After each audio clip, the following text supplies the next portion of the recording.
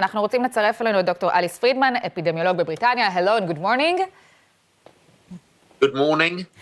ואיתנו גם פרופסור דוידוביץ, מומחה באפידמיולוגיה, ראש בית הספר לבריאות הציבור, אוניברסיטת בן גוריון. שלום גם לך.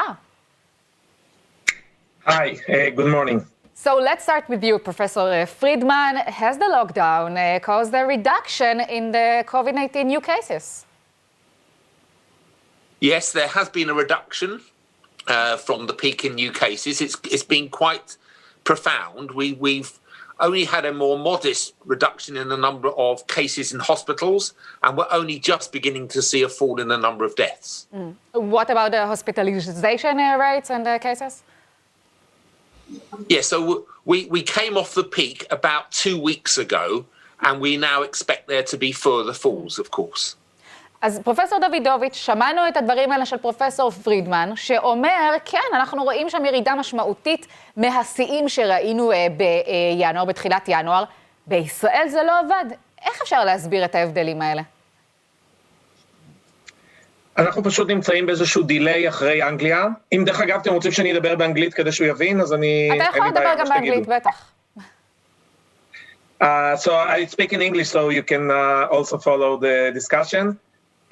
We are in a lag after the UK because the variant came to Israel later, and we saw a major rapid change.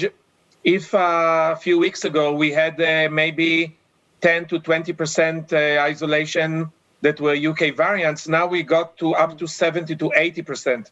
So I think that it's very important to understand that what we saw in the UK, a very massive, rapid infectivity rate, that's something that we see now in Israel. But I have good news. We see now that because of the very high vaccination rates among those who are 60 and above, we already started to see in the last few days some reduction in, especially in severe cases. And we see, of course, a change in the age composition of those being hospitalized. So we see now more and more those who are 40 and 50, not because there is a change in the virus, but because the other age groups are vaccinated. Yeah. So another factor that is very important that the UK variant is much more infective, including in children. And of course, this has to do a lot with the policy of opening schools. I do think that we need to open them, but very carefully. So, Professor Friedman, if we have more patients, the lockdown can be a success. Yes. You do need to have very strict lockdown because, as you've heard, this UK variant is much more transmissible than the previous one, and therefore, to prevent the spread, you need to be very strict, particularly in terms of keeping 2 meters distance, if at all possible. But we have also seen the good news. We're not as far advanced in vaccination as Israel, but we've already seen a reduction in the number of hospitalizations amongst people aged over 80. Yes. We expect it to spread to the people aged between 70 and 80. Probably we'll be able to detect we also see it in Israel. Yeah, so we also see this in Israel, but I want to ask you, Professor Friedman and Professor Davidovich, we heard less optimistic news yesterday, two new variants in the UK. What can you add about this? Yes, so there's good and less good news. The good news is that the South African variant doesn't appear to be more transmissible than the UK variant, and therefore we don't have evidence that it is spreading quickly in the UK, even though there is some evidence of community transmission. So that is quite good because that gives us more opportunity for our vaccination to work. The less good news is that the vaccines that we're using seem to be less effective, certainly against mild and moderate disease, than the UK variant and the older variants. However, we still believe that it will be effective in protecting against severe disease and death. Yes. But we are planning to have an autumn booster vaccine almost certainly against what at that time looks to be the most likely candidate viruses, perhaps the South African, perhaps the Brazilian variants. Yeah. So, Dr. Dawidowicz, should we be worried about these two new variants?